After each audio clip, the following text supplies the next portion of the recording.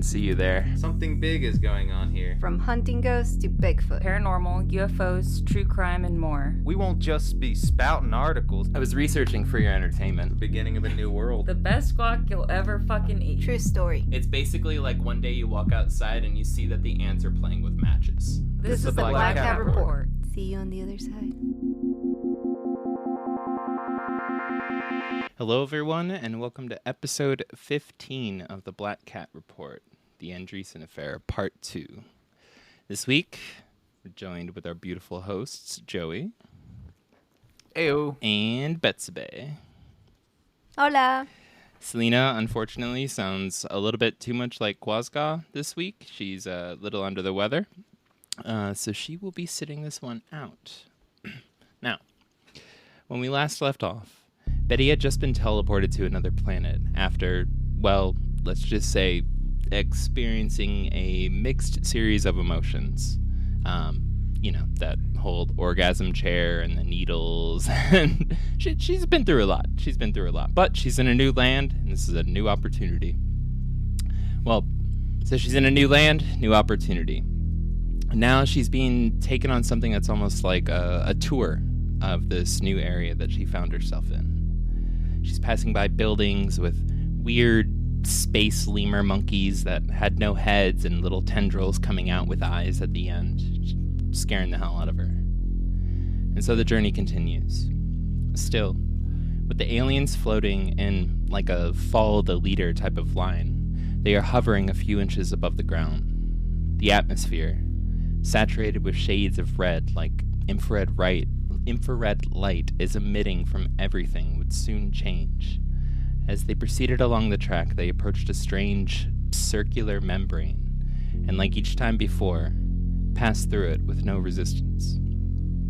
From the deep reds and stucco buildings that seemed to have completely engulfed all of our view of the world previously, the air, the ground, the world shifted into green. Quote, "It's beautiful here. Oh, it's so beautiful here. And we are still along the thing. And now that we are in the green atmosphere, they're taking off those black hoods." If you remember in the last episode, she woke up and like all of her alien friends had like black hoods on. So taking them off now. Yeah, that was so weird. Yeah. It's like, are we in a cult now? Well, they continued on their trek. Floating over a narrow strip of land, Betty, looking off to the side, sees a thick mist filling the air. It looks like a sea, and within it, weaving in and out strange birds that look like fish, are either flying or swimming through it. They call those birds. Oh, it's the birds. I love these. The track they're on begins to bend upwards, and as it does, her view of the area expands. The sheer enormity of the world begins to overwhelm her. Plants, structures, oceans of mist, yet at no point could she see through the sky, just an endless expansion of green. While there was light, deep green light coming from everywhere, there was no source, no sun or moon casting or reflecting down rays. She begins to think that maybe they aren't on another planet, but inside of one. Now, this concept blew my mind for a little while after I read it. I mean, like, think about it. We have vast underground cave systems here, like on Earth. Rivers flowing through them, bioluminescent life producing light of its own in complete darkness. What if a planet, for whatever reason, had large, hollow areas inside of it where life began to bloom and evolve, protected from an otherwise harsh external atmosphere, the way the Earth's ozone protects us? Their first major phase... Yeah, she was basically in a cave. What's that?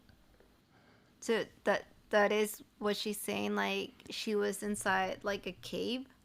No, it's picture Earth but with a large a large dome like all the way around it, like completely encapsulating it. And like Earth is either floating in the middle of it, right, or sitting on it. But there's just a massive something over the top of it. Right? So again, like, here we have like the ozone layer, which affects us from like bursts of radiation coming through the, the solar system, somewhat from solar bursts or sunbursts and things like that. And it helps like burn up a lot of meteorites that would otherwise just be falling down on us like shotgun shots constantly, right? Picture that, but like picture it being solid, right? Now step back a little bit and then picture if life evolved in that situation. So, and that's what kind of like weirded me out, because I was like, how would that affect culture? How would that affect what people dream of, what people aspire to, of, like what would that do for life if it evolved underneath some type of organic dome? And then this also kind of goes into the fact of like, well, if this was happening, us sitting here, even with the new James Webb's telescope, which can see, 13 billion years into the past and all this awesome stuff, we would just be measuring the atmosphere and the external reality of a planet. We wouldn't be able to see inside of the planet and what's going on inside of the planet. So if there was life inside of the planet, there could be an entire civilization. That's true. I don't know. That shit blew my mind. Where I was like, "Oh fuck!" Like there might. Reminds me of that. Go ahead, say. Reminds me of that movie with on Mars with Arnold Schwarzenegger. I forgot what that one was called. Wasn't it just called Where they're Mars? living in those bio. Yeah. I don't know. They're living in those biodomes, and they were just basically like underneath everything, could never go outside. Think about, they don't see the sun either, which is kind of crazy. It's like there's no sun. So how would that affect just being kind of in like, not really darkness all the time, but not really getting vitamin D, I guess, from the sun or the sunlight on their skin. So maybe they're just all depressed all the time. Well, I mean, they would have to. I've done way too much, more than I would care to admit, like thinking about things like this. Where was I? Yeah, so like the biology, like we're so tied to our year, our circle around the sun, 365 days, right? And like our cycles of when we plant food, when the food grows, when we harvest it, when we have harsh seasons, good seasons, like a good harvest, stuff like that. All of that, and because all of the plants and everything is stuck in this cycle of 365 days, right? If you were a little bit farther out, or if you were a little bit closer, that timeline would completely change. You could be 1,000 years old and then come to Earth, and by Earth years, you'd be like 7 or something crazy, because you'd be twirling around your sun really fast. So a year would be a lot quicker. That would also cause seasons to go faster. It would cause a lot of things to change. And that would also cause our biology to develop differently. So, if you didn't have sun, but you evolved to the point where you were a sentient, intelligent thing, like you would just not need vitamin D, or you would have a natural source for it that would come from something else. True. But so like, I mean, oh, sorry. Corey Hart, I guess, would fit over there wearing his sunglasses at night all the time. Truth. Corey Hart, come on our show. I don't know who that is. I don't know. He was a musician from like the 80s, I think. But he was famous for his song, I wear my sunglasses at night so I can sew. I don't remember the rest of the lyrics, but I think it's like literally so I can remember. But anyways, yeah, so to kind of like backtrack a little bit, or in some ways, so how this would affect a culture. Their first major phase of like travel, right? What they would dream of since, they went out of their Stone Age, since they went into their Bronze Age and they had their empires and and eventually they got off the ground as a species and, experienced flight, and then they continued to go. Their first major phase of travel would be breaking through or getting through the other side of their planetary dome. It wouldn't be going through the atmosphere to the moon or orbiting around the Earth like we did. It would just be getting on the other side of what the hell is that thing that's been above us since before anyone can remember. yeah. Wow. And like that, I don't know. I guess I was just like, I really got deep into like the implications of that, where I was just like, would that make them advance faster, technologically speaking? Like, would that mean that, you know, when they get on the other side, it's really easy for them to get back to like, you know, their atmosphere, what they're comfortable with on the inside, because then you just have to go back through the hole or whatever. So would this help? Would this hurt? I don't know. But it was just like, damn, shit would evolve 100%. like they would have their little JFK be like, we're gonna make it to the other side of the dome. Like, you know, they would be up there, and like, we're gonna find out what's out there. You motherfuckers saying shit's round. We know it's flat. But like, you know, I don't know. But it was a trip. It was a trip, and I guess I just never thought about that. But anyways, back to Betty. Back to before, you know, there was that planet that would act as a large egg, and basically a large space egg, and species would be incubated in it. I am curious, Ari. yeah. I am curious about how would Betty even know this? How did she even consider or think about this? Like, what did she see that make her think like, oh, we're inside the planet, not on it? She was a sophisticated woman. Betty don't take no shit. But no, they did grill her on that at one point in the book, where they, you know, during hypnosis and during the debriefings and everything, they're like, what do you think? Da da da da da. And they even went so far as to like ask her, like, do you think you're still like you're inside of Earth? Right. That was like one of the things that they brought up. And she's like, no, there's like no way, from her experiences and from the sensation she felt and stuff like that. She's like, there's no way I was in Earth. But it was the absence of any point of light, any reference of light, like the sun or like the moon, you know, radiating down, and just this like seemingly like endless expanse of like this green that was around her, just an open sky that was around her, and nothing past that. That made her feel like she was inside of something while she was there. So it was partially just a sensation, but also like, and you know, I know totally went down a rabbit trail, but like it was partially just a sensation that kind of like led to her feeling that way. But I was like, well, shit, that actually, that as a theory, if that does exist, kind of lends itself to like life might be way the hell closer to us than we think if it develops underground. And then at that point, it's like, oh, actually, like we have plenty of examples of life developing and evolving and growing underground and producing light chemically all around us. You know, like go down to deep sea stuff, and you have those crazy angler fish that are, you know, producing light right now, like thousands of feet down into the ocean in complete darkness, you know, and like, Yeah. so I don't know. It was, you know, with enough time that could evolve, right? So, We evolve with the lights. what's that? No, I was just telling Joey that we evolve with little lights. Oh, we just can't see them anymore because of fluoride. But I'm kidding. I don't believe in the fluoride conspiracy. Well, that's what they were looking for. The aliens were looking for the little lights. They're like, you don't have enough light. Oh my God, that actually does. You're missing light.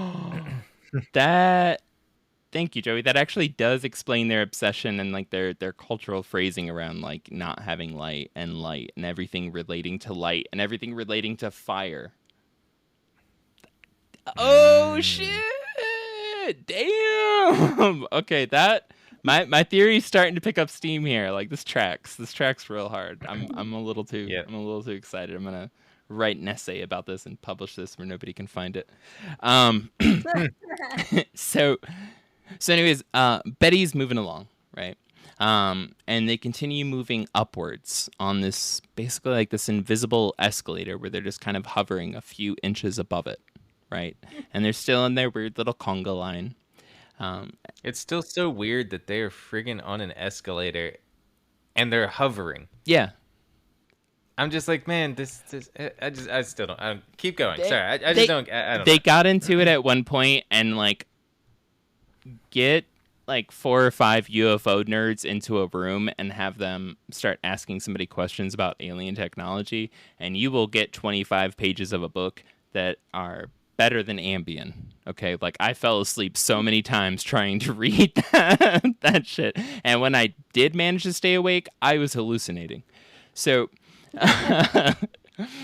well, they're moving on this invisible escalator track thing, right? And it starts to bend upwards. So it's going off of this small track of ground that they were on, and it's going up into the sky, right? And Betty, you know, is seeing everything, and she's starting to go up and up and up, and she's starting to become like completely just overwhelmed by how huge everything is. You know, it's like picture the promo trailer for Planet Earth. It's like that, right? Well, anyways, on their way up, they only got interrupted once. They slowly just, and I emphasized because the book emphasized, slowly slowed down to the point she almost couldn't tell that they stopped. And then a large white thing, which Betty couldn't find the words to explain, passed by them. That was it. And it was just one thing that got pointed out where, and they grilled her about that. They're like, what did it look like? What was this? And she's like, I can't explain it. And we're like, how big was it? I don't know. And I was like, all right, Betty, whatever. Well, it was at this point when they stopped that Betty looks down and she sees a massive pyramid. And I have a feeling Betsabe's going to love this. She looks down as they're floating above this alien planet and sees a massive pyramid with a slanted at an angle with one side of it cut out. So picture a pyramid, but then for one of the large flat sides, you cut in a triangle shape if you're, you know, standing straight up above it and looking down. So it almost looks like the 2 feet of a star, like a star shape at one corner of it. It's like it's like a pyramid with a pyramid cut out of it at an angle. I don't know. It's very hard to explain. The wording in the book didn't help, and honestly, the drawings of it didn't actually help either. But if a pyramid was a pizza and you took a slice out of one of the sides, that's kind of how it looks. And the two inside, the slices that go deepest out of where the pizza got removed, are bleach white, and they're like emitting light, right? Now, while the pyramid was a brownish color, with the area that was cut into it completely white, resting at the top was a head. Quote, it looked sort of like an Egyptian head, and it had like, you know, how they wear those hats. It was just like a regular head. It wasn't fat like the Sphinx. The Sphinx, that head is big. That's fat. This one though wasn't fat, but it did have 11 cheeks, and it looks sort of feminine, but also kind of like a male. End quote. Mm-hmm. I don't know what that means. I don't know how a face has 11 cheeks, but apparently giant Egyptian-style head was sitting at the top of the pyramid that she was slowly getting ready to be flying or gliding over top of. Well, so it was like it was an alien, but not an alien, but Egyptian, but cheeked. It was very cheeky, and it just... I don't know. Like that just doesn't really describe anything. Like she was confident in that example or in that explanation that it was exactly like that, and it had 11 cheeks. Please somebody write us contact@blackcat.report. What does I don't know what 11 the beast with 11 cheeks. I don't know, but that's gonna be our next episode. Hell yeah, it will. So. Nobody's ever heard the beast with 2 backs? Nobody? That expression? It's another euphemism for making whoopee. Anyways, moving further along this track, they're approaching an ever more intense light resting inside of what looks like crystals filled with rainbows. Again, they pass through, and now Betty is positioned directly in front of the light, so she's just moving on track straight towards this light, right? After passing through all this weird rainbow crystal world. From the light, she begins to make out a massive bird, an eagle, with the light glowing intensely behind it. As they continue towards it, the air starts to become overwhelmingly hot. Betty begins to panic. It feels like she's starting to boil. They stop at its feet.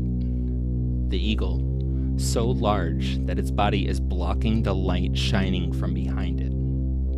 Through the agony of the burning, she realizes the air is filled with floating golden specks, just ever so delicately flying all around her. The heat intensifies, and she begins writhing in pain. But then everything begins to cool. The pain begins to subside, and slowly, she opens her eyes. She sees a small fire in front of her, gradually burning out and fading into a red glow. It's just embers now, in a pile of gray ash. Whereas before she felt as she was entering into the fires of hell, now the air is becoming freezing, and her body is literally starting to cramp up. Yet, somehow, at the same time, she starts to become aware. There's a sweet smell that begins to fill the air around her.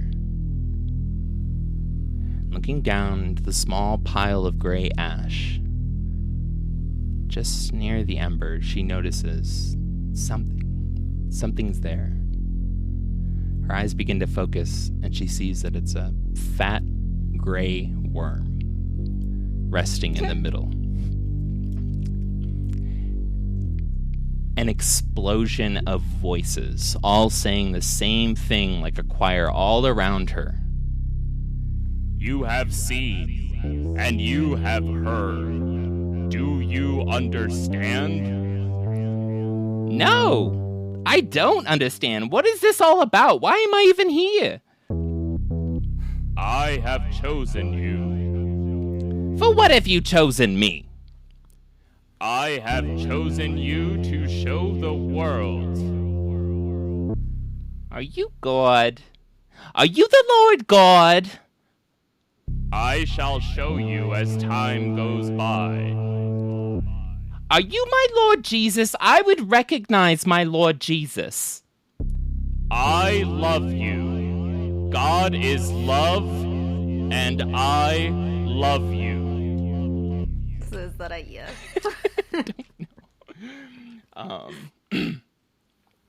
Why?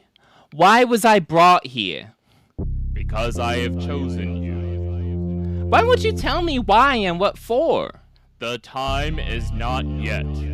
It shall come. That which you have faith in, that which you trust. It is true. I have faith in God, and I have faith in Jesus Christ. Praise God. Praise God. Praise God. There is nothing that can harm me. There is nothing that can make me fear. I have faith in Jesus Christ. We know, child. We know. Oh God, do we know? That is why you have been chosen. I am sending you back now. Fear not. Be comfort. Your own fear makes you feel these things. I would never harm you. It is your fear that you draw to your body that causes you to feel these things. I can release you, but you must release yourself of that fear through my son. Oh, praise God. Praise God. Praise God. Thank you, Lord. I know I'm not worthy. Thank you for your son. Thank you for your son. She begins crying hysterically, nearly to the point of having convulsions during the hypnosis session.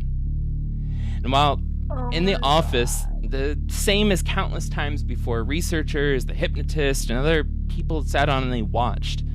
This time it was different. This time, the visible grasp of reliving the moment seemed to transcend her recounting of the events. Her tears were out of gratitude. They were out of joy, out of happiness. She was having a deeply religious experience the likes of which, in a nearly contagious manner, lifted the onlookers, leaving them questioning their own beliefs as they were fighting back tears. So I can't, there were pages dedicated to this. All these people were giving their perspectives.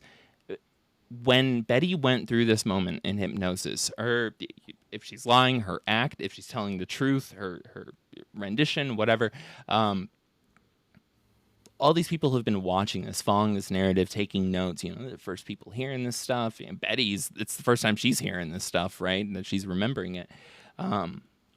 It was so intense, her emotions in that room, that like people were setting their stuff down. They were being brought to tears. Like they were like literally getting ready to tell the hypnotist to like bring her out of it because it got like so fucking intense. Like some of the folks in there who were like atheists were like, I almost started believing in God after this. Like that was like just straight Emmy, Grammy, whatever the fuck, like her, the way her body was reacting with her eyes closed was so intense. It freaked everybody out. Like, I don't know, mic drop, Wow. I would say that she definitely had a religious experience after her experience with the chair. That's a different type of gospel. But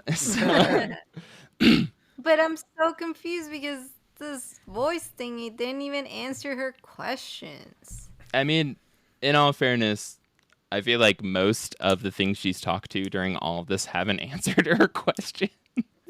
I Keep don't- telling her to do it, and she's like, "Why?" Yeah. And you're like, "Just do it, God, Betty, get out of here." Yeah, this is like so frustrating because like she just spent all this time over there and like we don't even know why. She doesn't even know why. Like what happened, Well, she would go on later when she was kind of asked to elaborate about the experience. Well, looking back at it later, she eventually goes on to elaborate that her experience in all of this, it was an initiation into something, right? And she's not. What is this something? She doesn't really know what it was, but she felt like it was a process. It was an initiation, which kind of matches with the whole like follow me, come over here, do this. Like they were like voluntelling her to do things the whole time, and she was kind of being swept up and taken along the whole time in all of this. But there was a very specific process, and she was supposed to kind of be conscious for the whole situation, for the whole scenario. And it seems like she just had to go through it, and this becomes difficult to kind of separate from, again, her fundamentalist Christian beliefs. Like how much of all of this is she projecting her views, her values, her religion and stuff like that onto the symbolism, onto the situations. I mean, like literally when aliens came in through her front door, she started to make them food. She thought they were angels. So like after she leaves Earth, when she's on a completely alien planet, like what does that mean? Like how do we interpret that at that point, right? She's way gone. Well, she goes on to say eventually that she didn't see the bird or the worm as God. She actually perceived the light that was coming out from behind the bird. That was God. Specifically, the radiation from the light behind it was God. And to do a quick backtrack and a little side note, first, if you recall from the first episode, when the beings first appeared in Betty's house, on their uniforms, there was a small patch on their arm. And that patch had the symbol of a bird on it. And second, did anybody pick up what that bird was? Does anybody know about any birds that turn into a worm? A butterfly. A phoenix. Oh. The actual traditional the story or whatever behind, like in Egypt and in a bunch of other cultures, behind a phoenix is well, when they live for about 500 years, that's generally agreed upon. And then the bird goes around and it starts to pick up these things that are called spice twigs. And it makes its own funeral pyres, basically it's its own kindling, right? And it surrounds itself with these spice twigs. And when it dies, it gets engulfed in flames, right? And then from the ashes, it crawls out as a worm. That worm then changes into a bird and becomes a phoenix. And the cycle repeats over and over and over and over again. Now, this all fits. Even the spice twigs, they're called spice twigs because you throw them into a fire and they fill the air with like a sweet smelling smoke. Right? So when she opened her eyes and everything became cold and the air was filled with a sweet smoke, a sweet smell, and then a fucking worm crawled out of it. And in some sense, looking at her story, this almost sounds, and it kind of fits with the whole initiation things, because she kind of died and got reborn in the exact symbolism as a phoenix, right? She felt like she was literally burning alive, you know, and then came back up out of the cold and heard the voice of God, right? I don't know. Wow. It's intense. It's fucking intense, but The symbolism for sure isn't super intense. yeah, just literally talking to radioactive space bird Jesus. And like, but yeah, with like earthly kind of like metaphors in it. It's a trip. I think you found a new cult. I think I did. Wow. I mean, I like, okay, this, like, even if this wasn't true, like, she lived this, you know, like, she actually lived this, even if it's like mentally or physically, whatever, you know, like, this cannot be her just making shit up, you know. That I'm glad you brought that up, because I had thought about this and I almost included it in my notes, but after reading through all this, Betty actually sounds like one of the most grounded in reality people that I've ever read about or known or whatever. If she completely imagined all of this, how would she function in reality if her mind was constantly dipping into these types of narratives, into these types of situations and stuff like that? Like, people around her would notice that. They would not. And again, extensive character checks, background checks, like, you know, questioning family, church members, everybody around her. She would not be able to function on a regular basis if her mind was mixing this with what's real constantly, right? Yeah. And then second, if she was just a damn good liar, you know, if she saved every lie in her life for this moment, right? That there's no way that the level of dedication and the expertise that you would need as a liar, that somebody to just completely fabricate this whole story, that she would just be able to have it overnight, right? Again, and this would transfer into how people viewed her, what she was like, how she talked about other things around her. But this just happens. Like, this just happens all of a sudden, and it's a story and it's a narrative, and they spent a year just grilling her on every fucking detail imaginable over and over again, and trying, like, I mean, you know, reading through here, it's so much dialogue between like the researchers and the hypnotist and all these other people, and they're all just like, could you tell me about what happened at first again? Like, you know, she's in the middle of talking about the bird, and they're like, now, how did they come through the door in your house? You know, and they're recording all of this, and they're just trying to catch her slipping up, and she's not.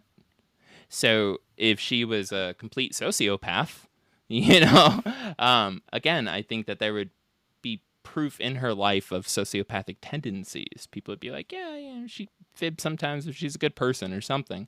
But no, it's just this one thing, right? And again, this experience is way more detailed and way longer than what drugs can provide you with in terms of psychedelics. Yeah. This is way too much, like, I've had my fair share Yeah. of experiences with psychedelics. I don't mind saying that.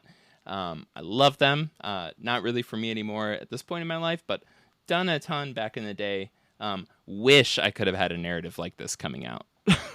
Like, nope. Mostly just turns your bookshelf into a giant iPod that you're just looking at, you know?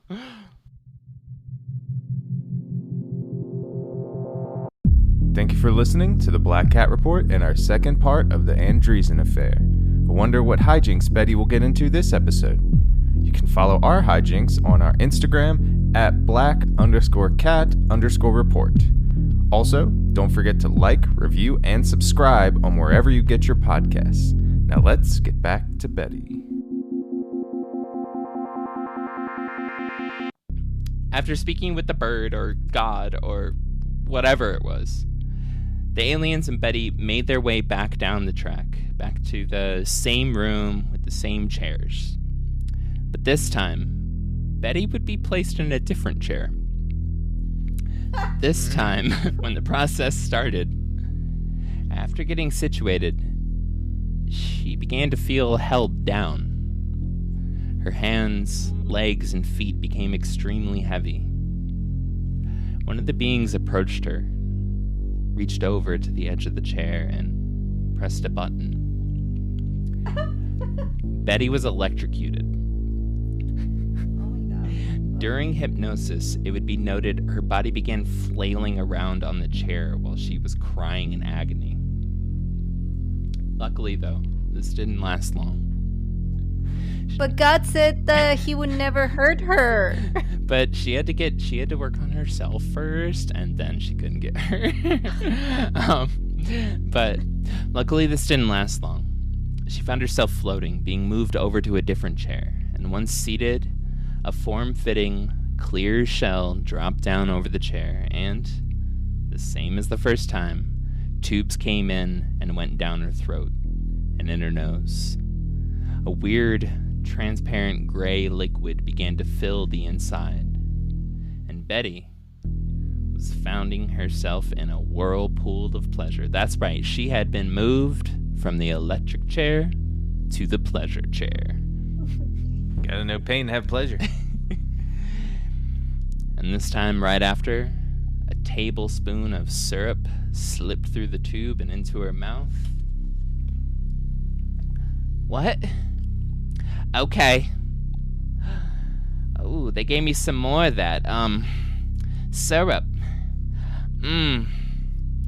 It tastes good and wakes me up like very sweet. I can still taste that taste. Feels good and smooth. It's sweet, like syrup, but doesn't make me feel sick. Cause usually syrups make me feel sick, and I have too thick a syrup on pancakes or something like that. You know, it makes me feel sick. Shut up, Betty. I'm quoting directly from the book. So, in the middle of her whirlpool of pleasure, she was jolted back to reality, and I'm still quoting here, by a persistent tapping sound. Dink, dink, dink. They're tapping on that glass thing for some reason. And they're saying, Betty, are you comfortable? yes, I like it in here. They said they're gonna let me stay for a few more moments. Oh, it feels good. Feels so good.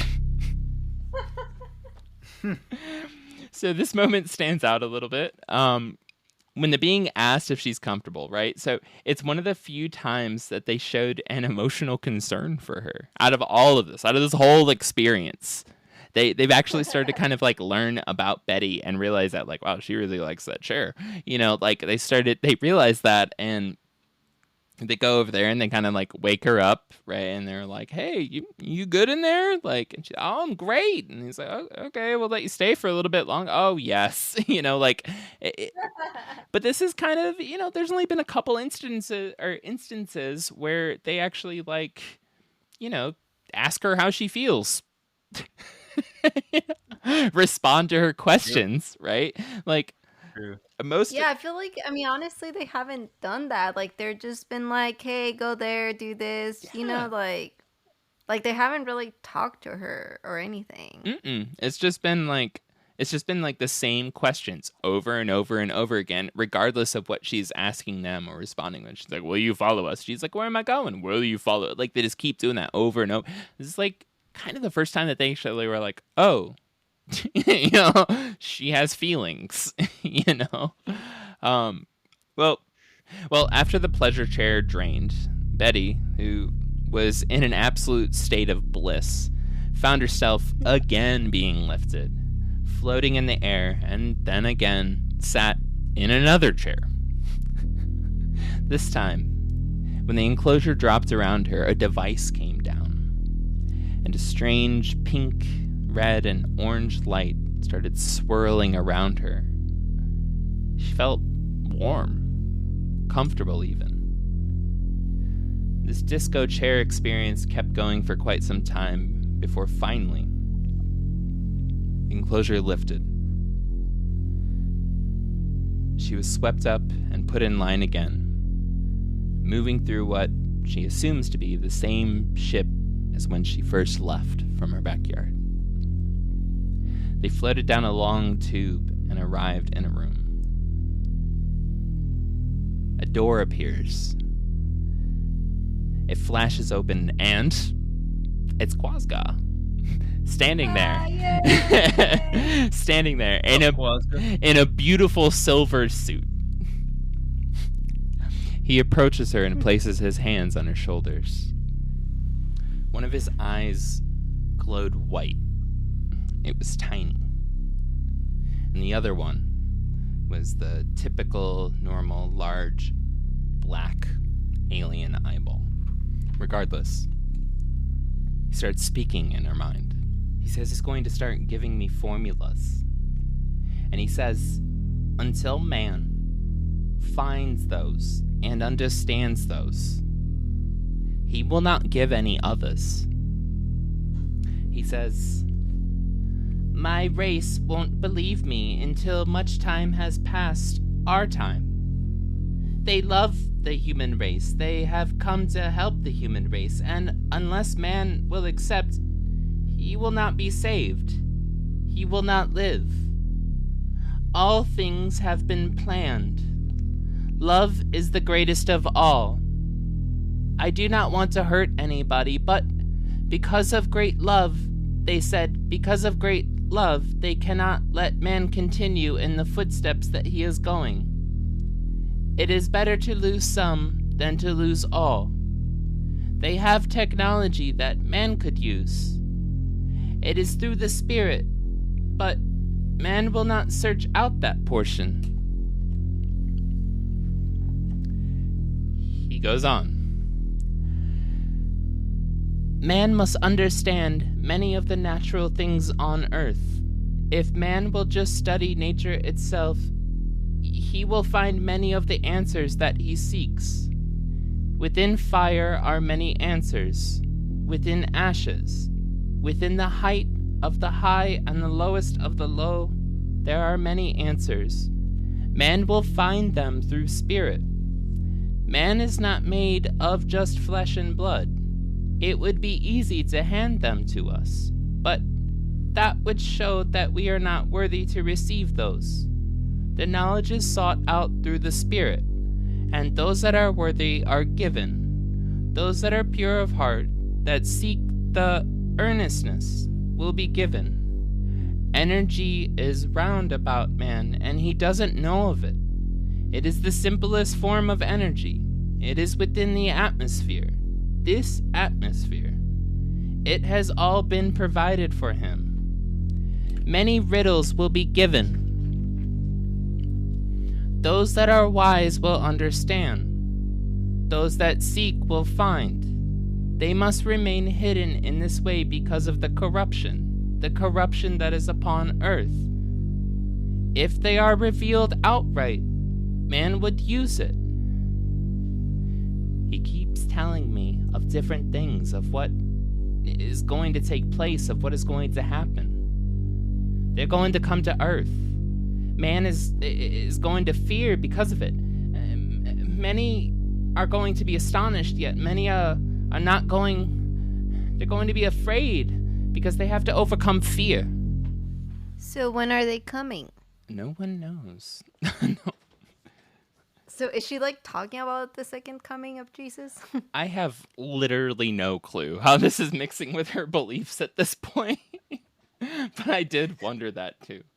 I mean, you think people do make the argument that that aliens are actually angels, and that could also be demons too. So I think that maybe that kind of mixes in her mind. Like that's what she was thinking, is that they were either demons. That's why she thought at the beginning they were like, "Are you demons? Are you angels?" Yeah. And so it's like in some parts of it, people do believe that they are, because they have a superior, higher intelligence. Maybe they're looking at something through different dimensions. So it's like that they could be higher beings than we are.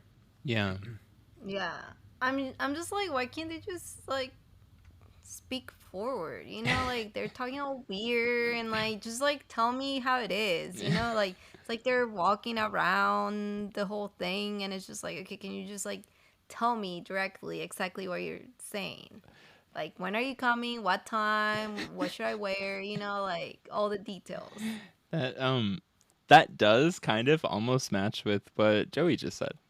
I don't know if you intended to do that. So, if this is how they speak, maybe that's why all of our religious books are written in riddles. Boom. Yeah, I would say that if somebody, Another revelation brought to you by Black Cat Report. I would say if we look back at all the cults over the histories of that, like actual cults where they kill, deathly cults where they actually kill people. I mean, Christianity and Catholicism did a lot of murdering themselves, Yeah. but we're, like the newer age cults, like they give you factual answers and not factual, but they try to actually give you answers and tell you that. So maybe if you're getting answers, you probably should look somewhere else, because it seems like you're not getting actual answers. Nobody really knows. Like, she even what she's saying, she still doesn't know. And because she's never saying like, "Hey, they're coming this year." She's just like, "This is just what they told me." And that also does, not to get like too deep in the weeds, but that makes sense with like answers only work for very specific situations, right? It's 1 + 1 = 2, right? But very quickly you learn that except this and besides that, and sometimes it's this and that, and as more things stack up, as the situation gets larger, a clear answer is not the correct answer, right? And so if it's a species talking to a human, right, with limited influence, both of them, on the situation, the best answer wouldn't be clear. And that's all there is to it, is because you would have to find the words to fit your concern that apply to everything that's happening. Like, for Betty, especially in the late 60s, it's the Cold War. Like, the Cold War is taking place. This planet might destroy itself with nuclear weapons, right? Vietnam is going very strong at this point in time, right? I think Manson's still active. Like she's catching shit on the news about like serial killings happening out in Hollywood and stuff like that. Like there's so many things honestly, even just within her own limited scope of the world, that's just through the English speaking audience at that point in time. There's so many sensations, so many sensational things that are happening around her. Yep. How do you provide a few sentences that answer her questions in that way? And then at the same time, even when she asks a basic one, the reason why you brought her there is so complicated and there's so many other things going on that it's just like, how do you narrow it down to a simple response? So I don't know. Yeah. But I feel like, Joey, what you brought up around like them angels and demons being aliens, and then Betsy, what you brought up around like the frustration with never getting a straight answer, basically just explain the Bible. So I got out a lot. I got out a lot out of that. Yeah, can't talk. Well, I mean, they did just literally read the Bible too. So like, yeah.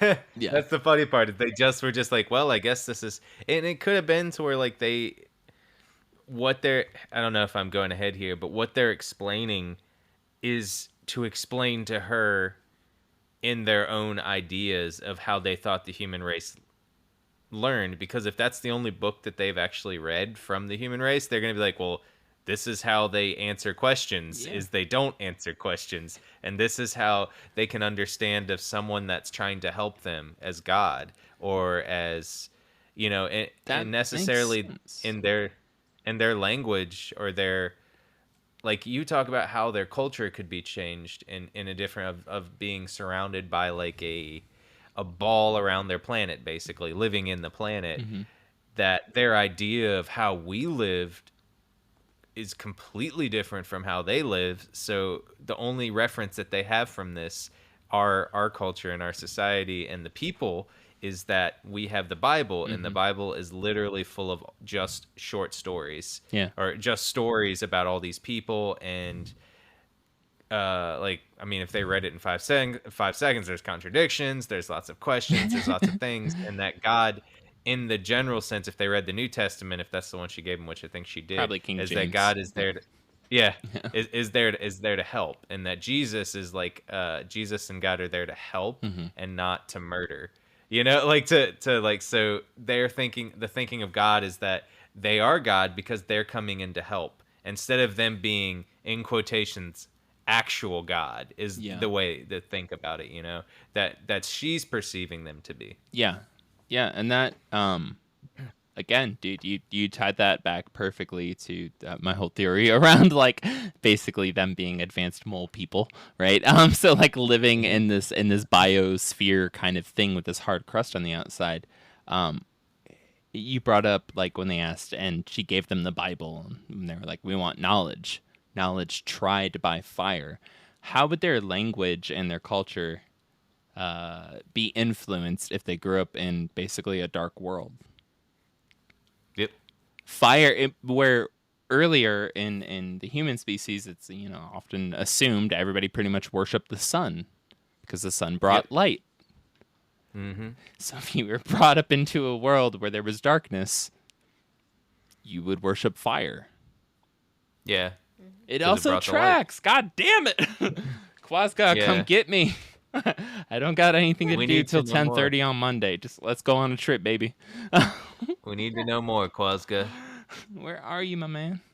After Quazgaa made this long narrative, he got very deep, right? He got very poetic. After this, he would go on to tell Betty that he had taken many others on this exact same trip, that others had had the exact same experience, and like her, this message, this knowledge would be revealed when the time is right. And with his hands on her shoulders, he says, "Go, child. Go now and rest." With 2 other beings, Quazgaa proceeded to lead Betty back through the ship and into the first room she entered at the start of this quest. Once there, a door opened, and he walked through and left. Betty and the 2 others began to walk down out of the ship, and to her surprise, she was standing in her yard just outside of her house. Still misty, still foggy, everything, but she knew where she was. The beings each held a glowing white ball in their hands. One of them was slightly smaller than the other. They floated into the kitchen and near the pantry. This is when Betty first saw her father, Wayno, who had been standing, frozen in time at the window during this whole experience. "Are you all right? Daddy! Daddy! He's not answering me. They're going into the other room. Into the other room there. I'm just standing there. I don't hear any noise at all, just standing there in the kitchen." I turn and ask the other one, "What are they going to do in there?" He won't answer me. He has that other smaller ball in his hand. He's just holding it out in the palm of his hand, just standing there, still. At this point, after one of the beings went into the living room, Betty followed. That's when she saw the rest of her family, all still stuck in suspended states of animation. Her daughter, Becky, still standing near the television with a smile stuck on her face. I'm sorry, but I can't not laugh because there was like 100 pages between when the family was frozen and like all of the shit, and then now they're back there and just the family's still stuck in the same spot. You're like, this is the shittiest trip ever. It sounds terrible. Like, I would feel so guilty if I just went on this crazy quest and then I came back and I'm like, hey, everybody, guess where I've been? I'm like coming in with a Hawaiian shirt on, like sunburnt and shit and like flip-flops and everybody's just like still in the same spot. I'm like, ugh, yeah, this is like a more dramatic rendition of when you come back to the town that you grew up in. Like, this is bad. This is bad. Like, they're all sitting there just watching the same shitty daytime TV, and they're just like, man, change the channel. Oh, God. I can only watch Walker, Texas Ranger for so long. So with Becky still standing in the TV, and they're still sitting there, motionless. Becky's sitting there, and she's smiling and grinning. She seems to be awake. She seems as if she's up, standing up. She's just smiling at me. Oh! Just standing there. Her expression isn't changing now. She seems to be frozen in that smile, just standing up there in the living room. All of a sudden, a voice popped into Betty's head. Betty, you will have to forget this. You and your family for the time being. I just keep on seeing Becky standing there, smiling. There are many other things that we have told you. They will come out at an appropriate time. The book is over there. At this point, Betty starts asking what book. What book is over there? Doing the regular Betty thing. Eventually, she comes to realize that this is the blue book that Quazgaa gave to her earlier in exchange for the Bibles, which, like loaves of bread, he multiplied and handed out to his crew of disciples, right?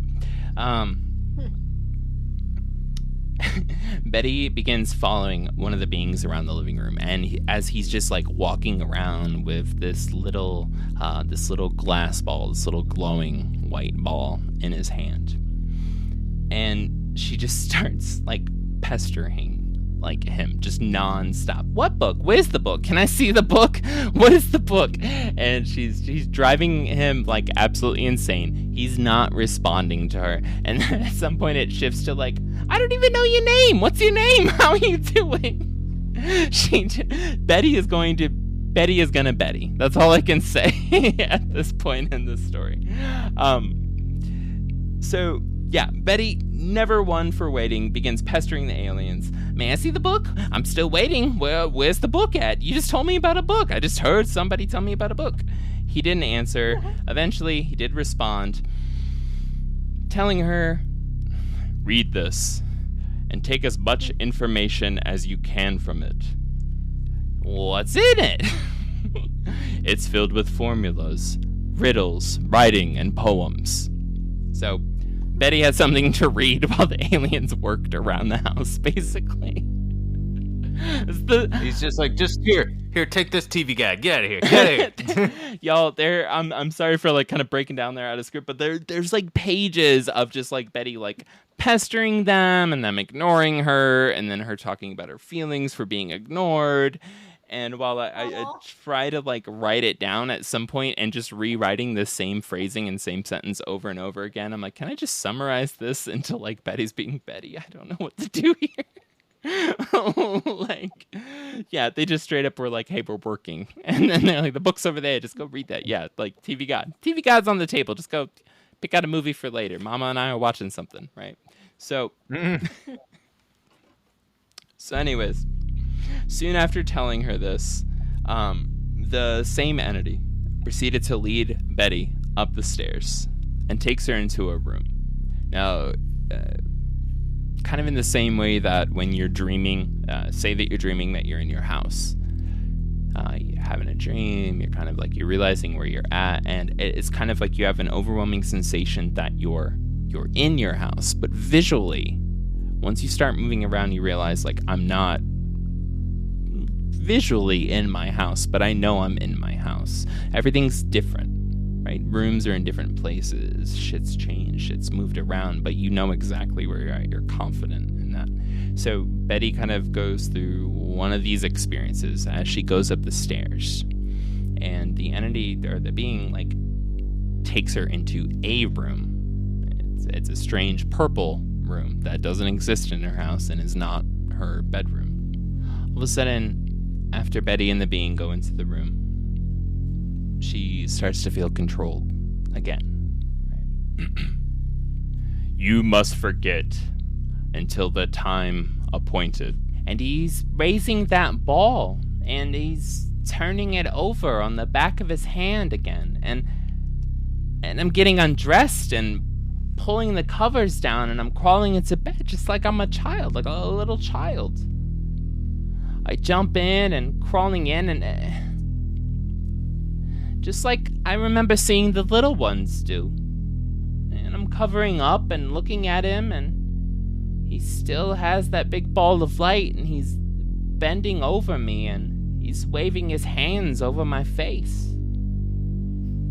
I'm in bed, and I hear whirring, and I'm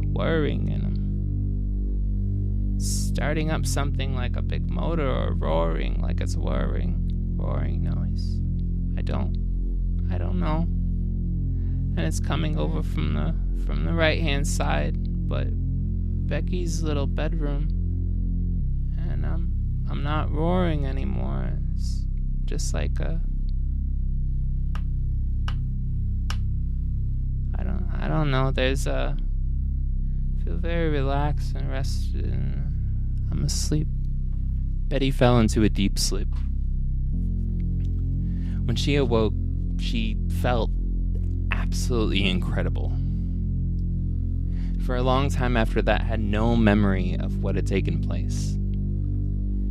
She found herself obsessed, though, with reading and trying to understand this little blue book that she found in her house the next day. She could barely put it down, looking through it again and again and again, until suddenly, about 9 days after she found it, when she went to check the closet where she almost compulsively hid it when she wasn't able to read it, it was gone. Over the next few years, brief but overwhelming moments, memories of the events would begin trickling back into her mind. At first, it was the light. She couldn't shake the memory of an intense, pulsating light outside of her kitchen. Then the beings coming in through the door and standing in their kitchen. It wasn't too long after this that she reached out to J. Allen Hynek, who eventually connected her to the researchers, and the hypnotic regression therapy sessions began. It's funny. I just imagined, like, when the aliens came in and they dropped the book, and then I just imagined J. Allen Hynek just kicking the door down and be like, there can only be one blue book in this world. Yes. And then the Highlander theme started. Oh my god, yes. Fucking J. Allen Hynek. He just starts, like, I don't know, jousting them with his little pipe. Yep. God damn it. But yeah, so what do y'all think? What did you just experience? How was listening to that? I know we kind of, like, went all around everything and mixed things up, but Where did the blue book go? straight up disappeared. It just disappeared. Like, do you think her husband, like, took it from her just because? Is this a letter from mean, that they got a Quazgaa? divorce. And you know, he said, you know that he was talking and he said Quazgaa. Yeah. You know, like, you know, that's the guy was just like, was that Quazgaa coming around again? I saw him here a couple nights ago. I mean, because, you know, Why are the children glowing? Sorry. like, she was Sorry. she was so obsessed about it and just, like, kept reading and just, kind of went into a different world. And I can see like the husband being really upset and annoyed about that because that's all she was doing with the book. And then like he just threw it away.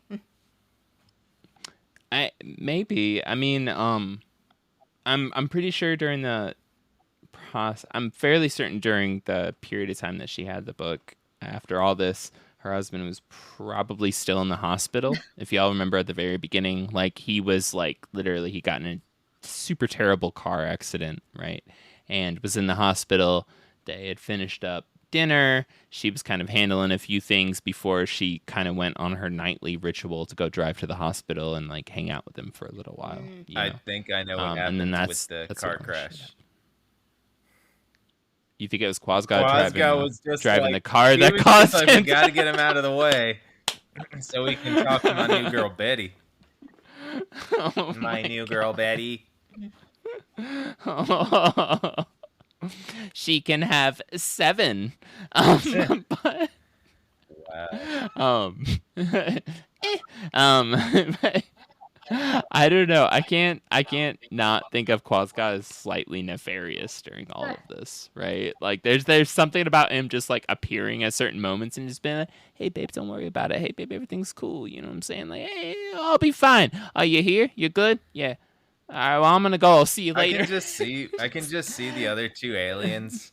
Once Quazgaa makes his grand entrance, they both like look at each other and just like roll their eyes at him, like he's doing it again. Why? Like, dude, no, you don't need to do this. And he's like, why do we have to wear black cloaks everywhere? He's like, it's for the mission, man. It is for the mission. Just the whole time they're just like telepathically communicating with each other while Betty's like her jaw's dropped and she's amazed. She's just like, why does he never just use the regular door? Yeah. We have regular doors. Why Why does he always do Why this? do we float everywhere? Like they're the people that built the stairs and the escalator. They're like, we don't have to float everywhere. It's like sometimes we can get some exercise, and he's like, nah, it just looks cooler. Nah, but this is cool. This is on brand, Yeah. right? Some brand. Yeah. You part of the Quaz crew, all right? Like this is what we Like, do. Everybody hates Quazgaa, and they're just like, he's the leader. And they're just like, oh God, why did we vote him in again as leader? Show up. He's the district Yeah, manager. he's the district manager. He came in with his Everybody's like hella obedient, but like very uncomfortable around him. His like that's when they asked him to come in on. They were coming in on Sunday too, so it was just like, Yep. I think it's great, like the whole process.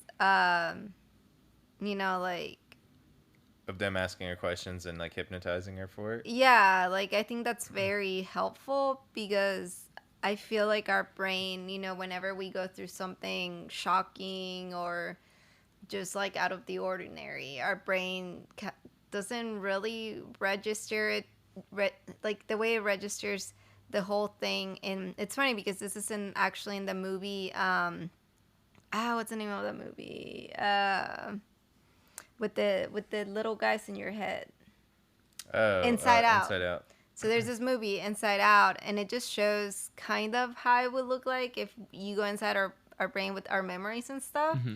And, like, there's kind of, like, this other, like, backup place where our memories, when we're not using them a lot, they just kind of, like, go away, but they're still there. Mm-hmm.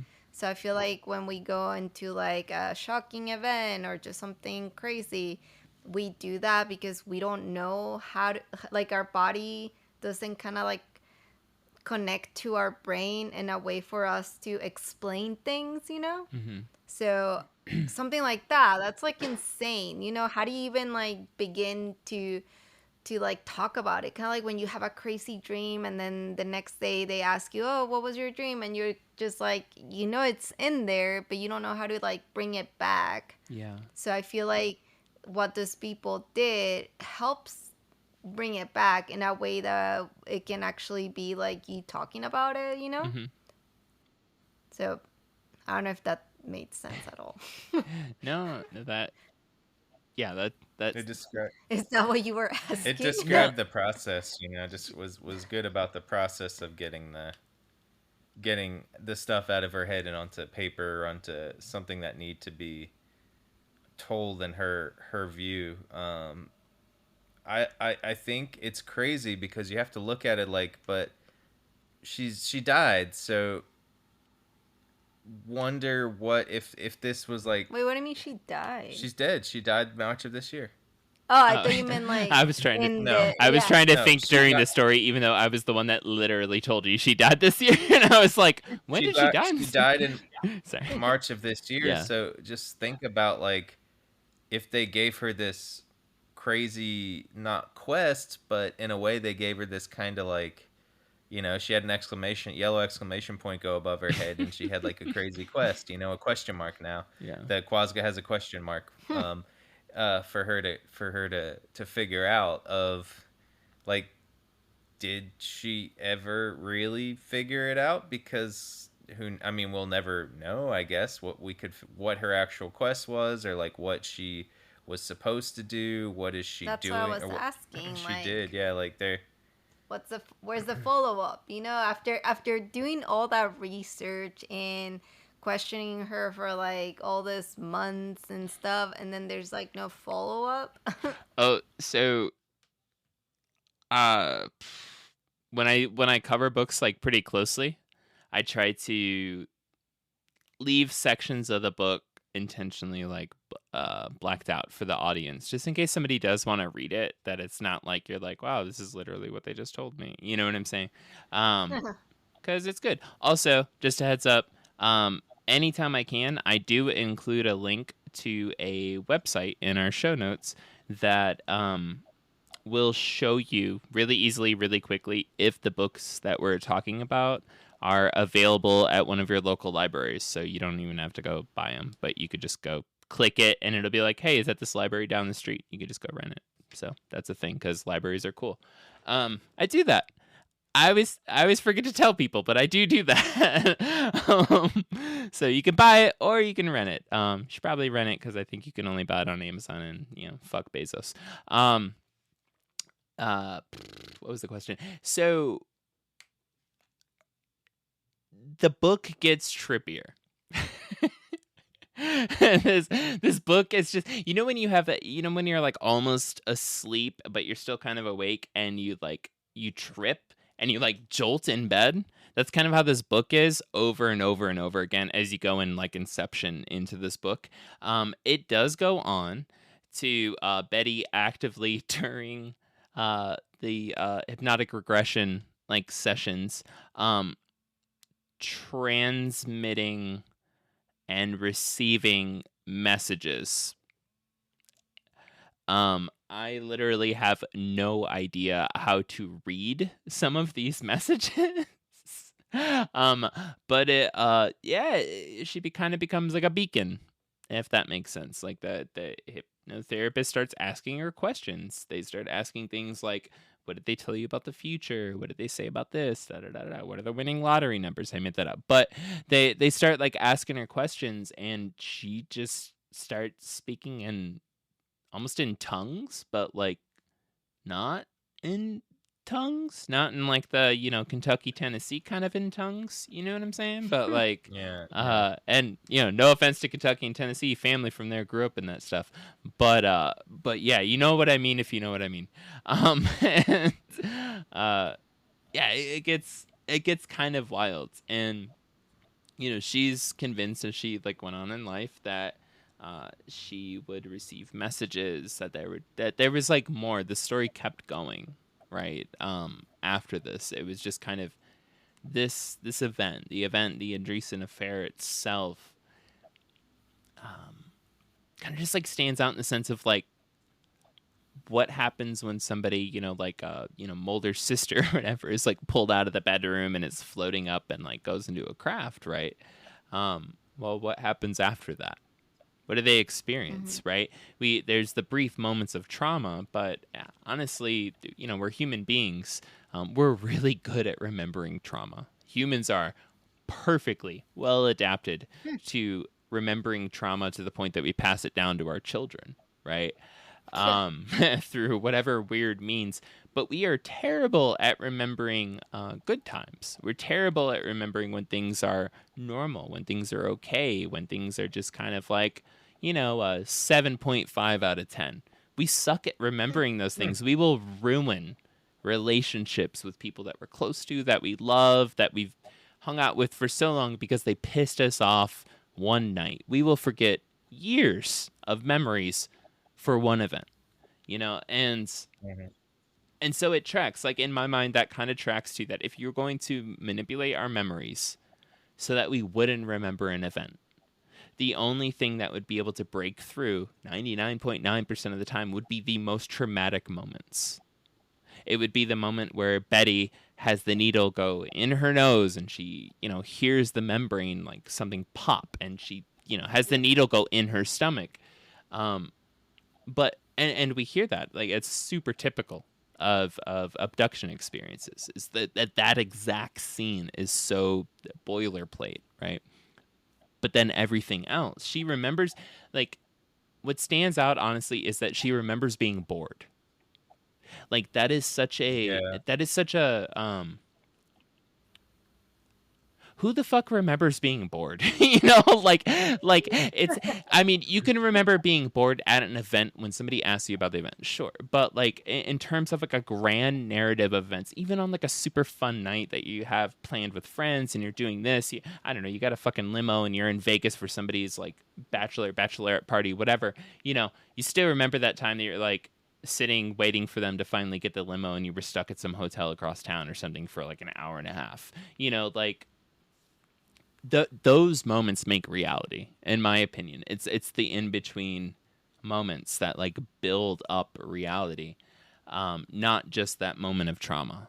And when these folks are taken and we know that they have, or generally accepted people have missing time, quote unquote, right? They're experiencing time on a completely different plane where a minute for us feels like an hour and a half for them. Right. And they're gone for 15 minutes. It's a lot of hours, you know? And so, like, what did they experience? And then they only come back with 2 seconds of memory. Like, that's why Betty Andreasson stands out, is because she has this incredible journey that's super complex, super metaphorical, all these things going on and conversations. And she has all of it, you know? I don't know.